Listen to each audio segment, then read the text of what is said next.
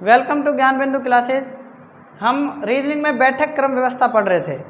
बैठक क्रम व्यवस्था में हमने वृत्ताकार बैठक व्यवस्था पहले पढ़ ली थी। अब हम रेखीय बैठक क्रम व्यवस्था पढ़ रहे हैं और ये जो सवाल हैं इसमें बैंकिंग एसएससी में पूछे जाते हैं। तो इसी क्रम में हम आगे बढ़ते हैं। तो लिखो सवाल।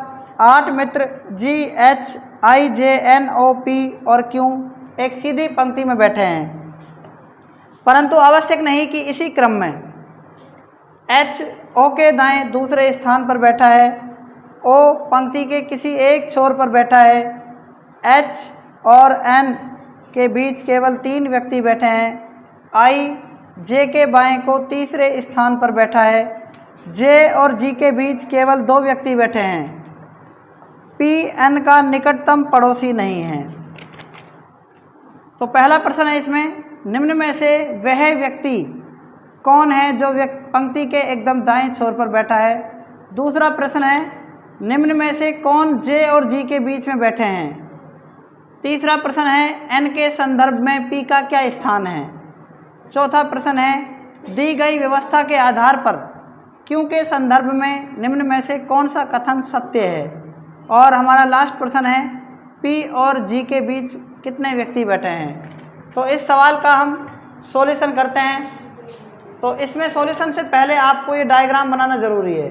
डायग्राम कैसे बनेगा, सवाल को पढ़कर हम डायग्राम को बनाएंगे, उसके बाद हम इसका आंसर सभी का दे पाएंगे। तो सॉल्यूशन में देखते हैं। सबसे पहले क्या दिया हुआ है, 8 मित्र हैं, G है, HIJNOP और Q हो गए 8। अब कह रहा है कि आवश्यक नहीं कि इसी क्रम में है, जैसे क्रम आपको दे रखा है वैसे ये क्रम नहीं होगा। तो देखो H O के दाएं दूसरे स्थान पर बैठा है। H किसके दाएं, एक पंक्ति बना लेते हैं पहले। H O के दाएं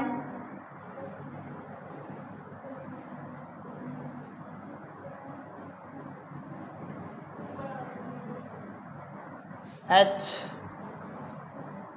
कितने हो गए, हो गए 8 व्यक्ति हैं इसमें।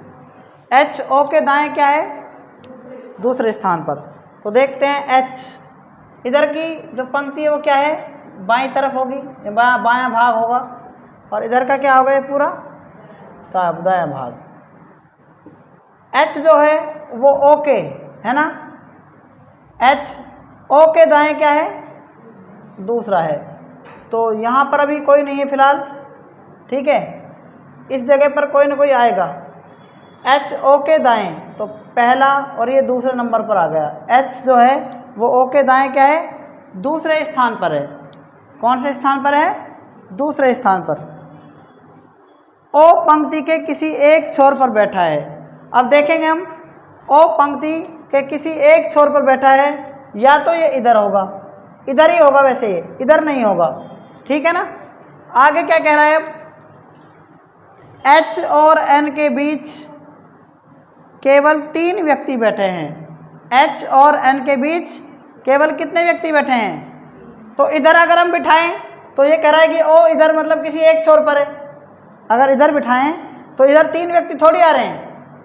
तो किसके बीच कह रहा है, H और N के बीच 3 व्यक्ति हैं, 1 2 और ये 3 व्यक्ति हो गए। क्लियर है यहाँ तक। आगे देखो क्या कह रहा है, I J के बाएं को तीसरे स्थान पर बैठा है। I J के बाएं को तीसरे स्थान पर बैठा है। इसमें से I और J के बारे में कुछ कह रहा है, कभी नहीं कह रहा। आगे J और G के बीच केवल 2 व्यक्ति बैठे हैं। J और G के बीच केवल 2 व्यक्ति बैठे हैं, ये भी हमें नहीं कह रखा है।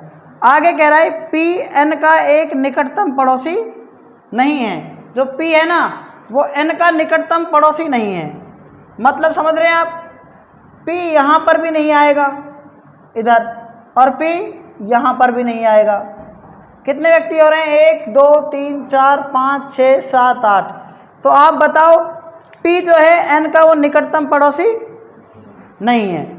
अगर मान लो यहाँ या तो ये P हो सकता है, या ये P हो सकता है, या ये P हो सकता है, ठीक है। इन तीनों में से ये P होगा, क्योंकि N का तो P निकटतम पड़ोसी नहीं है। जब यहाँ पर P आ जाएगा तो यहाँ पर कोई और आ जाएगा। बात समझ में आ रही है कि नहीं आ रही है? अब इससे ऊपर की लाइन पढ़ो आप। आई जे के बाएं को तीसरे स्थान पर बैठा है। आई जे के बाएं को तीसरे स्थान पर।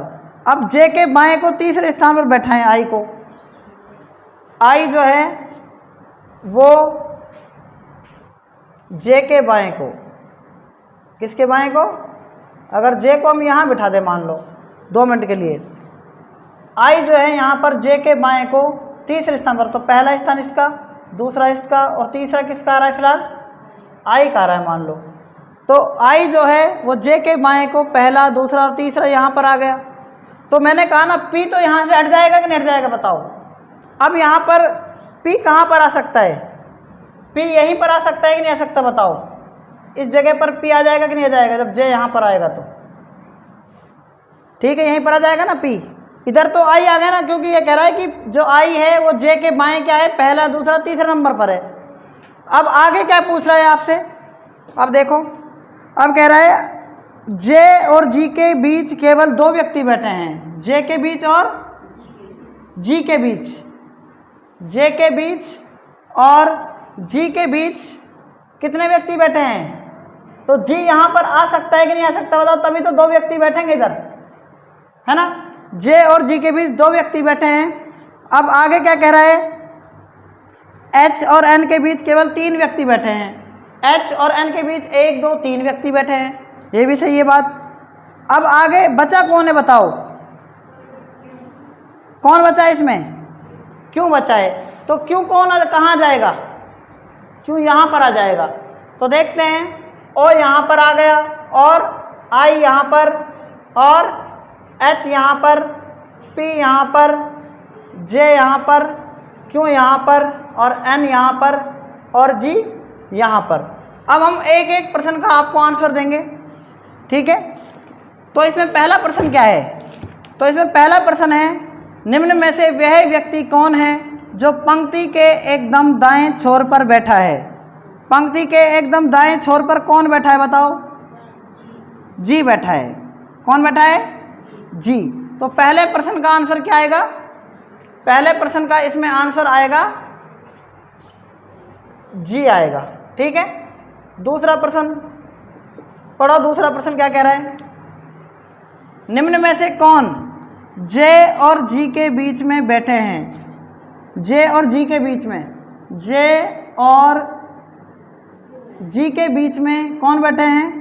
क्यू और एन बैठे हैं। कौन बैठे हैं? क्यू और एन बैठे हैं, ठीक है। तो इसमें जो है एन कहो चाहे क्यू कहो, जे और जी के बीच में कौन बैठे हैं? क्यू और एन बैठे हैं, चाहे क्यू एन कहें चाहे एन क्यू कहें, ठीक है। तो क्यू एन इसका आंसर है। तीसरा प्रश्न क्या है? एन के संदर्भ में पी का क्या स्थान है? तीसरा प्रश्न है, एन के संदर्भ में पी का क्या स्थान है? देखो एन देखो कहाँ पर है और पी का स्थान क्या है बताओ एन के संदर्भ में। ये बाएं को क्या है? तीसरा है कि नहीं बताओ। तो बाएं को तीसरा आएगा, ये क्या आएगा? तीसरा जो आंसर है इसमें क्या आएगा? एन के संदर्भ में देखो किसका स्थान? पी का स्थान, पहला, दूसरा, तीसरा। तो बाएं को क्या है? तीसरा। क्लियर है? चौथा प्रश्न पढ़ो। चौथा प्रश्न है,